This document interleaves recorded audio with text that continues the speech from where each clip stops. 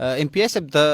محکمه صحت یعنی د هسپتالونو خبره اتره روانه و نو داسې خبرې کیږي چې د محکمه صحت ځینې خلک تاسو ته پرم کوي چې لکه روپۍ واخله ګاډي واخله خو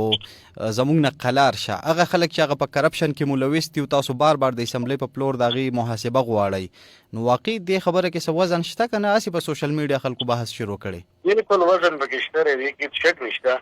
چې چونکې دلته یو غټ غټ مگرمچ موجود دي چې هغوی دلته په ماضي کې دې ضلعې ته دې صوبې ته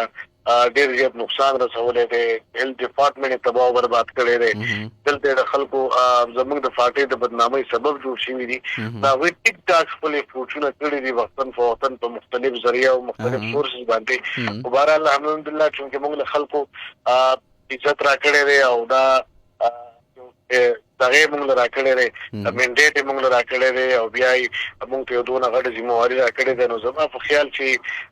دغه پیسې یا دا فورونه موږ لپاره هېڅ اهمیت نه لري موږ لره اهم چې دی اهمیت چې دی قوم خدمت ته د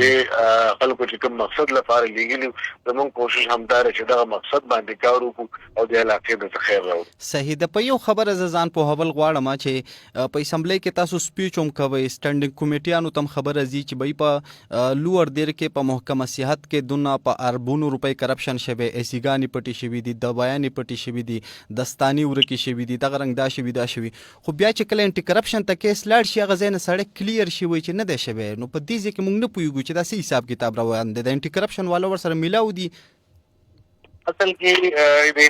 انټي کرپشن په کردار باندې بذات خود زمام تحفظات کې زمام انشاءالله کوشش مې دا رہی نیکسٹ کله مې اسمبلی یو سیشن شروع شي نو موږ به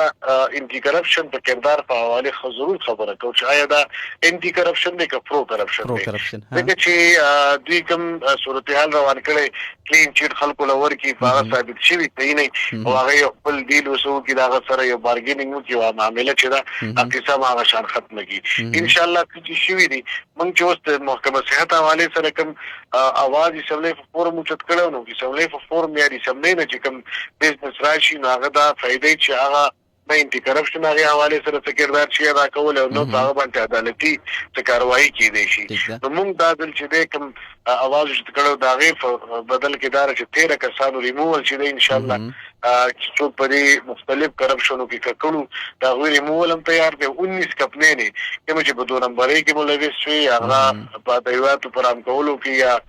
ګلوبس وغیرہ کې پای کې 19 کپنې دا شي چې هغه په هغه باندې په منځ کې لګي او ډېر به کې دا شي ان شاء الله چې هغه به بین کیږي دا هم یو پروسس چې دی هغه ان شاء الله روان دی هغه هم ډېر د قوم ته مخې ته راشي نو موږ خپل کوشش د خپل حصې کوو باوجود د دې چې ډېر تحفظات زموږ هم دي چې دلته مې یا د انټي کرپشن کوم کردار چې دی نو هغه د خلکو د زما په خیال سزا ورکول لري تحفظ ورکول دي زموږ کوشش دا دی چې د خلکو تحفظ میلاو نشي دوی ته چې کوم څه کړي چې د هغې سزا ورته میلاو شي صحیح